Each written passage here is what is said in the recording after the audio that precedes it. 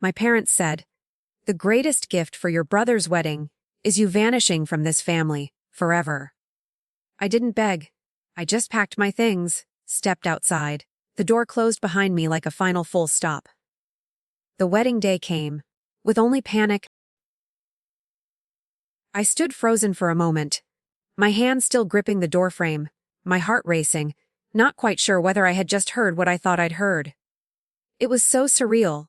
The words hung in the air, thick and heavy. My mother's voice had been cold, calculated, like she was presenting me with a fact rather than a request. The words cut deep, deeper than I wanted to admit. I could feel the weight of the years that led up to this moment. Years of living in the shadow of my older brother. Dorian, always the golden child. The one who could do no wrong. The one who always seemed to take center stage, while I was left to clean up the mess, to patch things together, to play the role of the good daughter. I had spent months planning Dorian's wedding. Months that should have been about celebrating love and new beginnings. But instead, they felt like an obligation, a never-ending task, another thing that would go unnoticed until it went wrong. And now this. My mother's words. Laced with something colder than indifference, dismissal. Complete, unforgiving dismissal. My father hadn't even looked up from his napkin. He just folded it with slow, methodical movements, as if the conversation had ended. As if I had been dismissed from the table, from their lives, without a second thought. I didn't beg, I didn't argue. I just stood up. The tension in the room felt suffocating. I could feel my pulse pounding in my ears, but I remained silent. I grabbed my coat and walked out into the cold night air. The door slamming behind me, with a force that seemed to echo through the house, through my chest. The chill of the evening hit my skin, and for the first time in years, I felt something shift inside me, something that had been tightly wounded for so long. I didn't know what to call it yet. But it was there. It felt like a small crack opening, a crack that could either close back up or widen. I didn't know if I was angry or relieved. Maybe both. As I stepped out into the street, I could feel my body shaking, not from the cold, but from the overwhelming weight of everything that had just happened. The words my mother had said haunted me, but I couldn't bring myself to regret walking out. I felt lighter, almost like I was leaving something behind, something heavy and suffocating. The next morning, I woke to a silence I hadn't anticipated. I hadn't gone back. I hadn't even thought about it. Instead, I stood in front of the mirror, my face pale, my eyes raw, but strangely calm. I had expected a rush of panic, a flood of guilt. But all I felt was clarity. The clarity of knowing I was finally free of their expectations. I thought about the wedding. I thought about everything I had put into it. The countless hours, the late nights, the money I had spent from my own savings. It was all crumbling now, but somehow, that felt right. I wasn't going to fix it anymore. I wasn't going to be the one who picked up the pieces for them. I went to my car, not looking back at the house that had never felt like home, and started driving. I had no destination in mind, just a need to get away. To breathe, to be somewhere where I didn't have to prove myself to anyone. Not my family, not anyone. As the miles stretched on, I felt something inside me shift. Something that had been quietly festering, waiting for the right moment to break free. I didn't know where I was going, or what I was doing, but I knew I couldn't go back. I wouldn't. The road ahead was open, and for the first time in a long while, I could breathe. The morning after I walked out, the weight of the decision still hadn't hit me. I didn't go back. I didn't even think about going back. I left, and that felt final. Like a door closing for good. I was no longer bound to that house, that family, to their expectations. The world outside felt different. I hadn't realized how suffocating everything had been, until I stepped into that new space, free from all the pressure, the guilt, the overwhelming need to prove myself. I spent the day in a fog, driving with no destination. The hum of the road beneath me was calming, almost hypnotic. It was just me and the sound of the tires on the asphalt.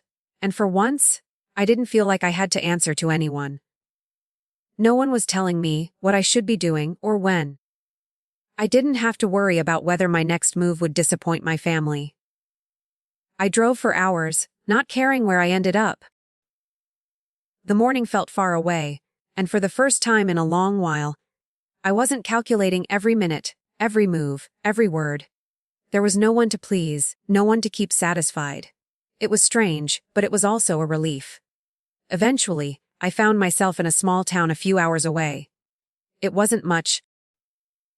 Just a quiet place where people seemed to live without a sense of urgency, where the air felt different, cleaner, almost.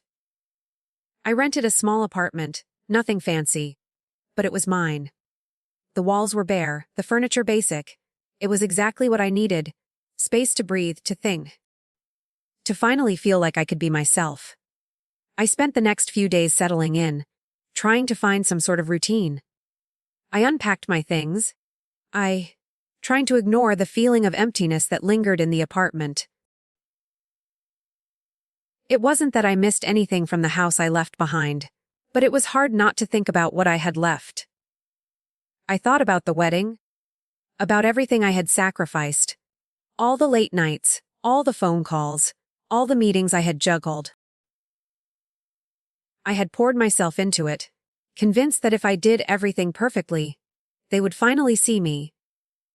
They would finally appreciate everything I had done for them. That never came. Instead, I was left with the words my mother had said, ringing in my ears. The greatest gift for your brother's wedding is you vanishing from this family forever. I thought I would feel angry. Maybe I did, somewhere deep inside. But mostly, I just felt numb. Detached almost. Like I wasn't part of the family anymore. I had been invisible for so long that walking away felt almost like stepping into the light for the first time. It was terrifying, but it was also freeing. Days passed, and I began to settle into a new rhythm. I started working again, taking on freelance jobs that allowed me to control my schedule. For the first time in what felt like years, I was doing something for myself. I wasn't fixing anyone's problems. I wasn't solving anyone else's mess. I was just working, quietly and steadily, for myself. But I couldn't avoid thinking about my family. I kept waiting for the phone to ring, for someone to reach out and apologize, to tell me that I was wrong, that they needed me, that they wanted me back. It never came. The silence from my parents was deafening. Then one afternoon, I got a message. It wasn't from my family. It was from Jessica. She had been my best friend for years, and even though we didn't talk every day, I knew she was always there. Her message was simple, just to check in, but it felt like a lifeline. I hope you're okay. I know you're going through something big, and I just want you to know I'm here. I sat there for a long time, staring at the screen. It felt good to hear from someone who wasn't asking anything of me. Someone who wasn't judging me or waiting for me to fix their problems. Jessica's message was a reminder that I didn't have to carry everyone else's weight.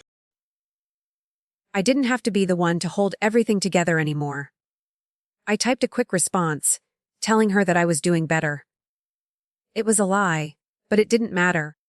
I wasn't ready to tell anyone how deeply shaken I still was. But somehow, her message made me feel less alone. For the first time in a long time, I didn't feel like I was drifting in a void. Maybe I hadn't fixed the mess with my family. But at least I had taken the first step toward something different, something that could be mine. The days blended into each other, and slowly, I began to find some peace.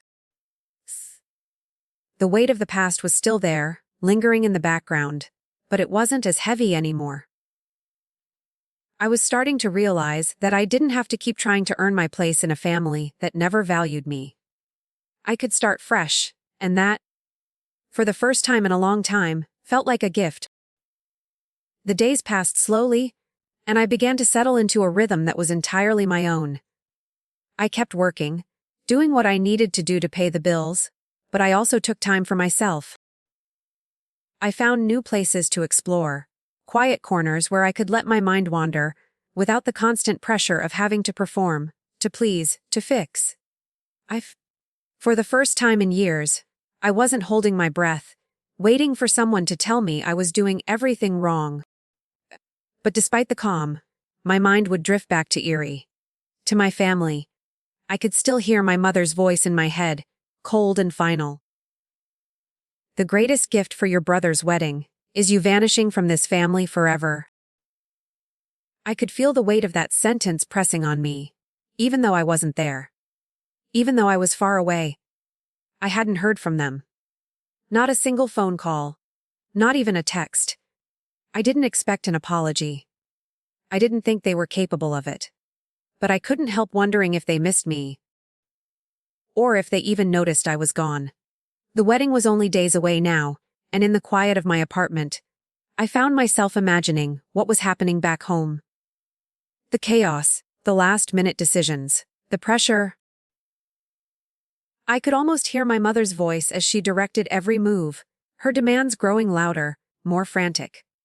I could picture Dorian, calm and collected on the outside, but underneath, I knew he was just as lost as the rest of them. I was the one who held it all together. And now I wasn't there. And the thought sent a strange, almost vindictive satisfaction through me. It was the first time I'd allowed myself to feel that way, but it felt right. I thought about the store. My family's livelihood. The weight of that responsibility had always been on me. Even when I wasn't asked to do anything, I had been the one to quietly step in when things started to fall apart. But now that I wasn't there, I wondered if they'd even notice the difference. Would they? Or had they just expected me to pick up the pieces again, without a thank you, without a word of appreciation? A week passed, and the day of the wedding came. I woke up to the sound of rain against my window. It was a quiet, steady sound, like the world was pausing to hold its breath. I didn't feel the panic that I thought I might. No anxiety, no rush. The chaos of Erie felt like it belonged to someone else. I didn't get dressed for the wedding. I didn't pick out an outfit, didn't brush my hair or put on makeup. For the first time, I didn't feel the need to make myself presentable for anyone but myself. The morning slipped away slowly, and I spent it doing small things. Things that didn't matter in the grand scheme of things, but that felt significant. I made myself a cup of tea, opened the window, and let the cool air fill the room. It was a small, mundane act, but for once, it felt peaceful. The phone rang once, but I didn't pick it up. It was from my mother. I knew that. I didn't need to hear the desperation in her voice, the guilt-laced words she'd throw at me. I already knew what she would say. So, I let it ring out. The voicemail buzzing on the other end. I didn't even listen to it. The second call came in not long after. This time, it was from Dorian. His name on the screen felt like a punch to my gut. I stared at it for a moment, feeling the weight of thin he represented. His entitlement, his indifference. He was calling, no doubt, to beg me to come back, to clean up the mess they'd made. But I didn't need to hear him. I didn't need to hear any of them. I let that call go to voicemail too. Around mid-morning, the messages started flooding in. My mother, then my father, then Dorian. The texts were a mixture of confusion and anger. Where are you? This is ridiculous, Luna. We need you. You're ruining everything. I didn't respond to any of them. For the first time in my life, I didn't feel the need to explain myself, to justify my decision. It was my choice, and I didn't owe them anything. By the time the wedding was supposed to start, I imagined the chaos back home. The frantic phone calls, the last-minute panic.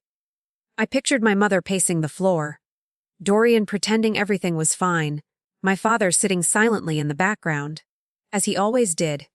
It would fall apart without me, I knew that much, but it wasn't my problem anymore. I had no part in it. and I felt a strange, quiet satisfaction in that. The chaos had found its way into my life for too long, and now, for the first time, I wasn't trying to fix it. I wasn't trying to save anyone. I was letting it all unravel, and in that, I found my peace. I sat down at the small table by the window and sipped my tea, feeling the warmth spread through me. Outside, the rain had stopped, and the world was quieter. A dog barked in the distance, and the soft hum of traffic on the street below filled the silence. Life went on. My life. And for the first time, I wasn't afraid to let it. It was the day of the wedding. I had imagined it in my head 100 times, how things would go down. I thought I'd feel guilty, like I was betraying them, but all I felt was calm, a steady, unshakable peace. The kind you only feel when you know you've made the right decision. I didn't want to go back. I didn't want to fix the mess they had made. I wasn't their fixer anymore. I wasn't the one who had to make everything perfect. I went about my day, letting the sound of the city drift through my apartment as I moved around. I sat down to read for a while, something I hadn't done in ages. It felt good to let my mind wander, to lose myself in someone else's story. It was simple, but for once, it felt like enough.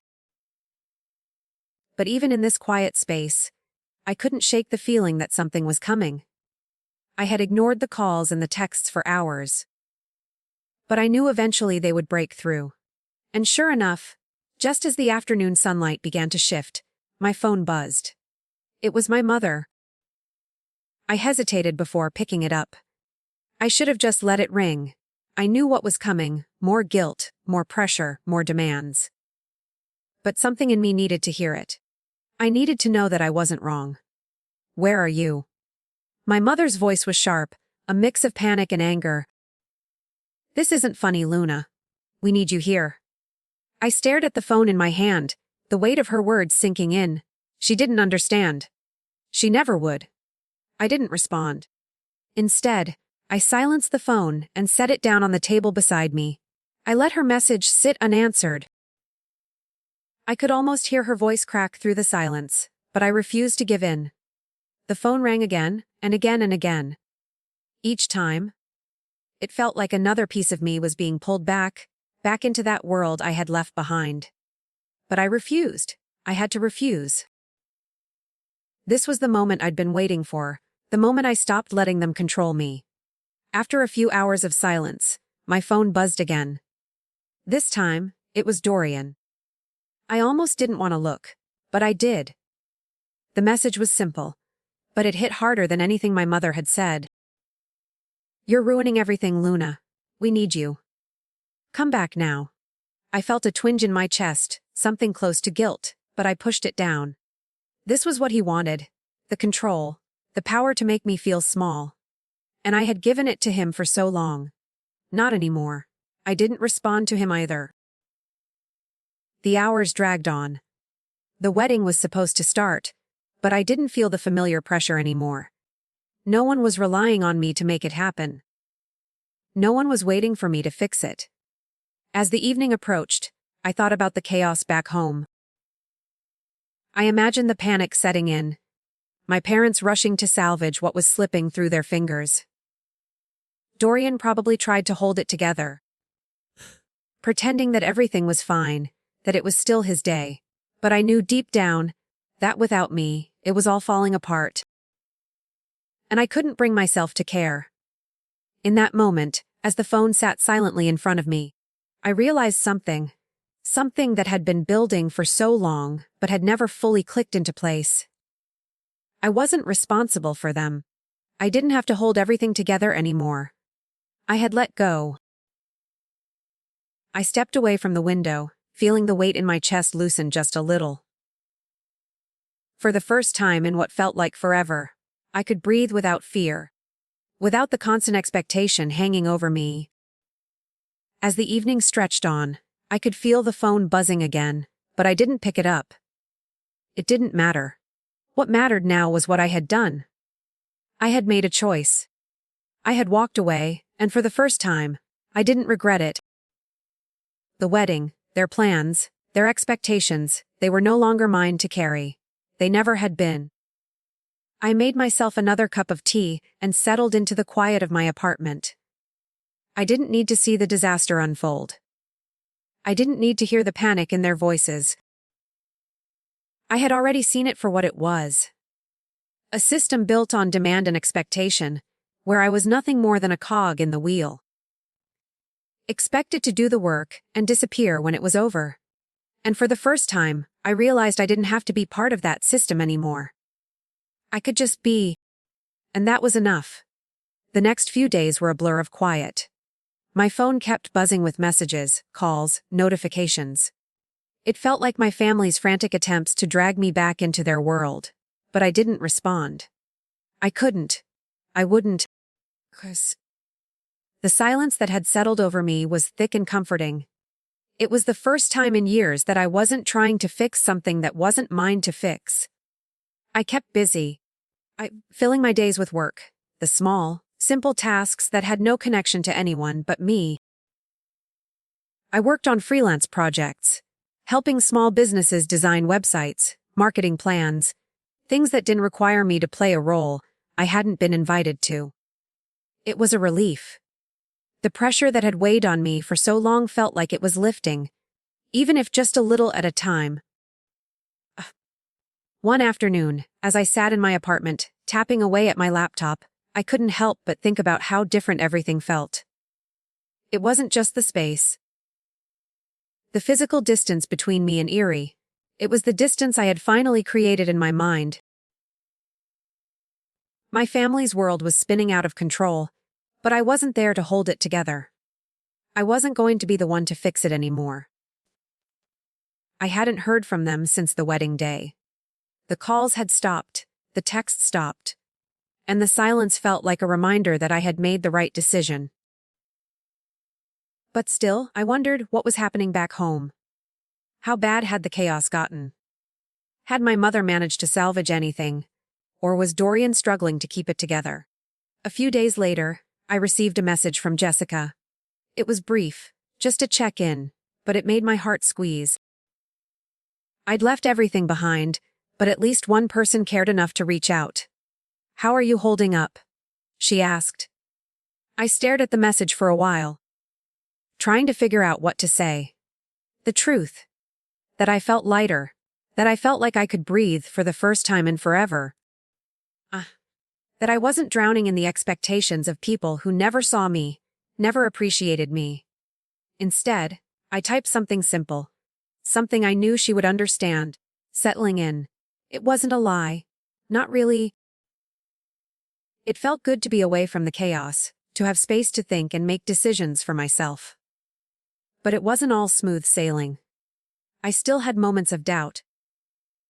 Moments when I missed the familiarity of family, even if that familiarity had come with a price.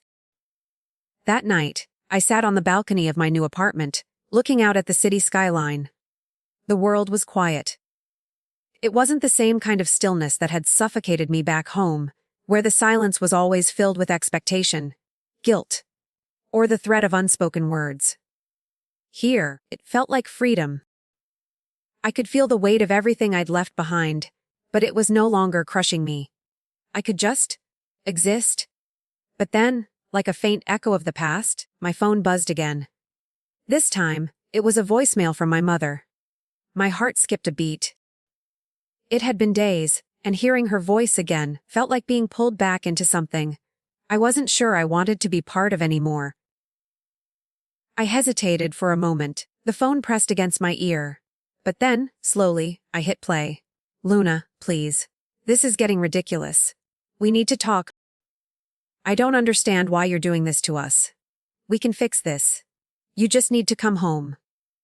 Her voice was strained, almost pleading, but beneath that, I could hear the same entitlement. The same expectation that I would come back and fix everything for them. But I wasn't that person anymore. I wasn't going to be their fixer, their problem solver, their emotional crutch. I listened to the rest of the message, but I didn't let it affect me. This wasn't my fight anymore. I didn't have to carry their burden. When the message ended, I stared at the screen for a moment, my finger hovering over the delete button. I pressed it without hesitation. That was it. No more. I didn't need to hear from them anymore. They had made it clear who they wanted me to be, and I was done trying to fit that mold. I wasn't going to be their sacrifice, their afterthought, their convenient option when everything fell apart. The phone sat silently in my hand as I sat back and took a deep breath. I had been so caught up in trying to make them happy, in trying to earn their approval, that I'd lost sight of myself. But now, I was starting to find my own way again. The path ahead felt uncertain, but for the first time, I was okay with that. I didn't need the certainty of their approval anymore. I didn't need to fix things for them. I was building my own life now, one step at a time. It wasn't perfect, and it wasn't easy, but it was mine, and that was enough. It had been 2 weeks since I left, 2 weeks since the wedding disaster. And I hadn't looked back. The world felt like it was shifting around me, but I stayed steady in my little apartment. Life was simpler here, quieter. I was finally starting to understand what it meant to truly live without being weighed down by the expectations of others.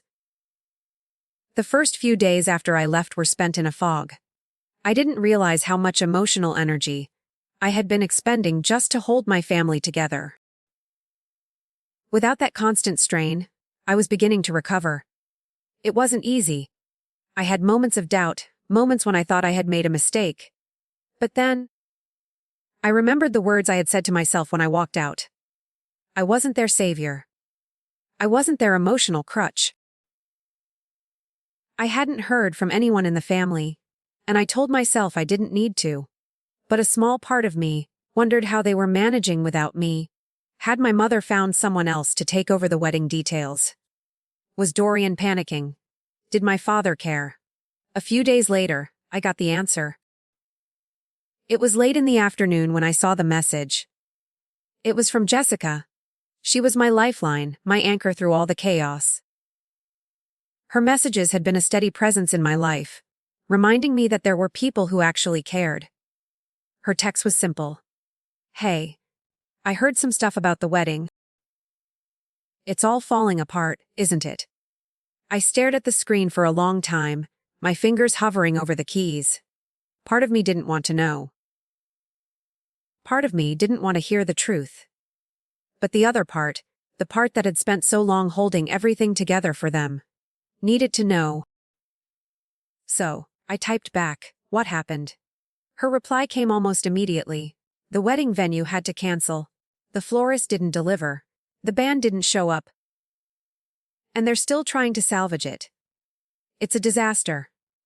I don't know how they thought it would all work out without you. I felt a strange mix of emotions wash over me. Relief, maybe. A bit of vindication. But also something else, something closer to guilt. I could picture it all, the panic, the confusion. My mother must have been beside herself, and Dorian, always so composed on the outside, probably falling apart inside. My father, I imagined, was probably silent as always, not knowing how to fix it. But then I remembered. I had made the right decision.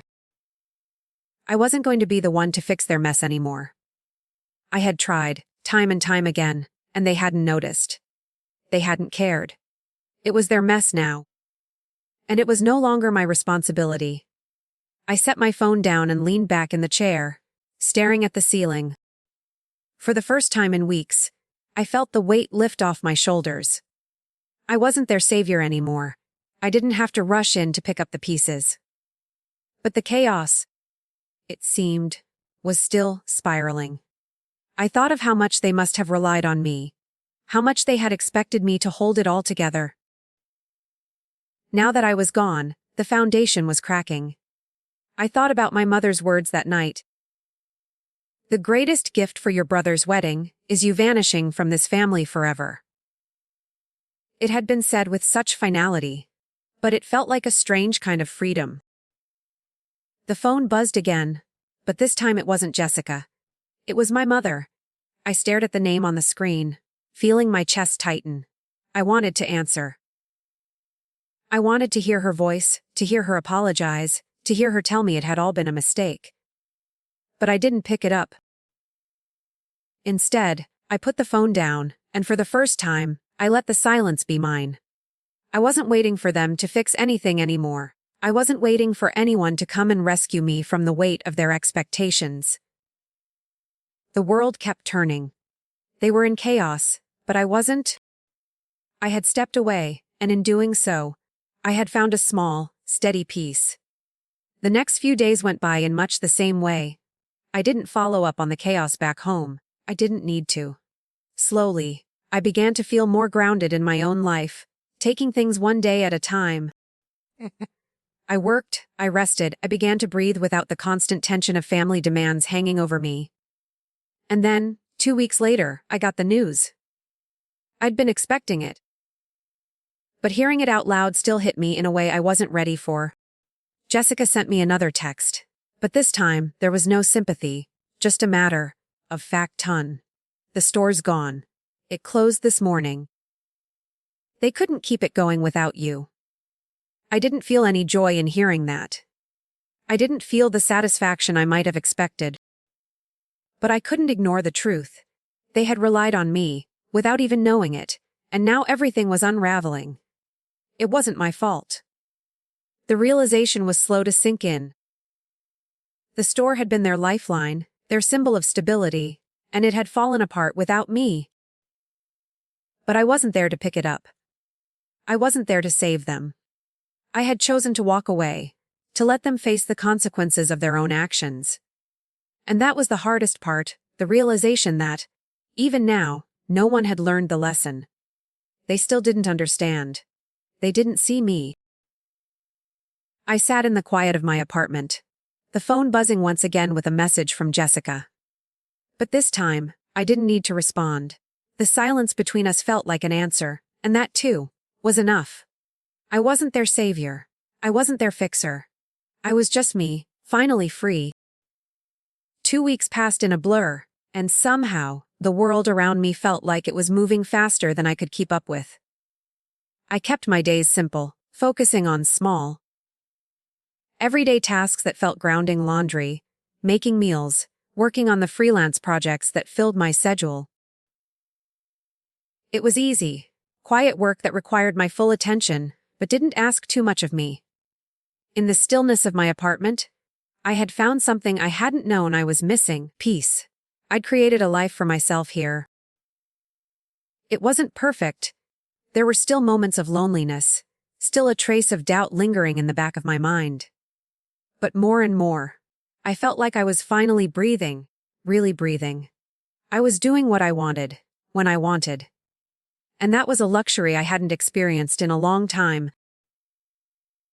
But even with all the quiet, even with all the new beginnings, I couldn't completely erase the noise from my past. It lingered, somewhere between the cracks of my calm. The idea of Erie, my family, the wedding, it all felt far away, yet it still had a hold on me. I knew that the consequences of walking away were unfolding, and part of me couldn't help but watch, even from afar. I didn't have a choice anymore. I couldn't go back. But I couldn't ignore what was happening. I had left behind a world that depended on me, and it was crumbling without me there. Then came the call. It was Jessica. I saw her name pop up on my screen, and I felt a small pang of anxiety. She had been my lifeline through all of this, always steady, always grounding me. Her messages were the only connection I had left to what was happening back home, to the family I had chosen to leave behind. I swiped the screen to answer.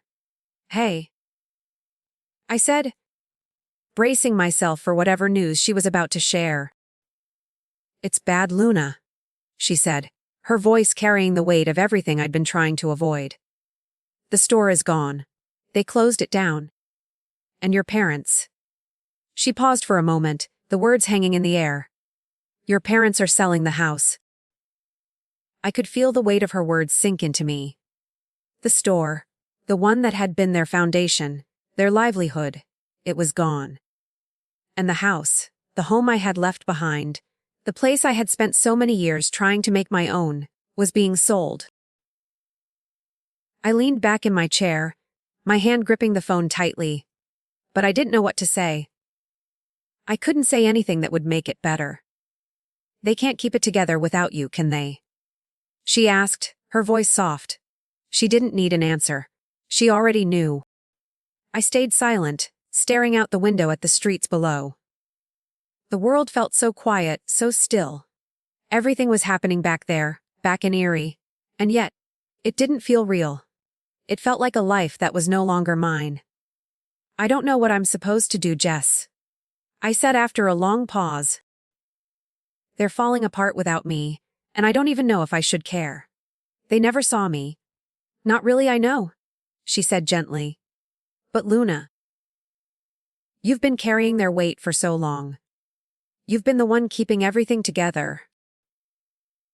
Maybe it's time they learn how to stand on their own 2 feet. I closed my eyes, letting her words sink in. Jessica had always been the one to ground me, to remind me that I deserved better than the weight I'd been carrying. But even now, as the consequences of my absence became clear, it was hard to shake the feeling that I had done something wrong. I had chosen to leave, to step away, and in doing so, I had left them to figure things out on their own. Maybe it's time, I said quietly, more to myself than to Jessica. Maybe it's time they learned what it feels like to fall. The call ended with a simple goodbye, but it lingered with me, hanging in the air like an unfinished conversation. It was the finality of everything that struck me. The wedding, the store, the house, the family I had spent years trying to please. It was all crumbling, and somehow, I was supposed to care, but I didn't. The truth was, I had already grieved for them. Even before I walked out. I had already given up hope that they would ever truly see me. And now, watching everything fall apart, I felt nothing but relief. I wasn't part of their world anymore, and that in itself felt like freedom. Over the next few days, I focused on myself, finding new ways to fill my time, new routines to keep me grounded. I explored the city more, took long walks when the weather was nice, found small cafes where I could read or watch. Or simply exist without the constant pressure of someone else's expectations weighing on me. But then, one day, as I was walking back to my apartment, I saw the real estate listing. The house had been put up for sale. There it was, right there, on my phone screen. The house I had grown up in, the one I had worked so hard to make feel like home, was now a piece of someone else's future. I stared at the photo of the house for a long time. A strange mix of sadness and relief washed over me. I had spent so much of my life trying to earn my place in that house, trying to hold everything together to make it work. And now, it was gone. I wasn't there anymore. The world kept spinning. The world they had built, the one I had tried so hard to fit into, was falling apart. But I didn't need to be a part of it anymore. For the first time, I truly understood what it meant to be free. I hadn't thought about the house much after the real estate listing. In a way, it had already been lost to me long before it went on the market. But as the days passed, I found myself thinking about it more. The place where I had spent so many years. The place that had never quite felt like home, even when I tried so hard to make it one. It wasn't just a house, it was a symbol. A symbol of everything I had tried to hold together. Of all the times I had bent myself out of shape to make others happy. It had always been about them. What they wanted, what they needed. Even when I was the one doing all the work, it was always for them. For the family. For the store. For Dorian. I had poured so much into that house, thinking that if I could just fix everything, just make things better, they would finally see me. But they never did. They saw the things I did, the things I provided, but they never saw me. The phone buzzed, snapping me out of my thoughts. Another message. This one from my mother. Luna, please. Your father's health isn't good. We need to be a family. I know things are hard, but we need you now more than ever. Her words hit me in ways I didn't expect. The guilt was subtle, like a whisper in the back of my mind, telling me that maybe, just maybe, I had made a mistake. She was reaching out, asking for my help. But it felt hollow. The words didn't come with any real understanding of what I had been through. It was just another plea for me to fall back into the role I had always played. I set the phone down, my heart heavy. I thought about her words, the way she spoke about my father's health. I didn't want to ignore them completely, but I couldn't keep running back to that world, to that place where I was expected to pick up the pieces and fix everything. It wasn't my responsibility anymore. I took a deep breath, letting the silence of my apartment fill the space around me. I didn't need to go back.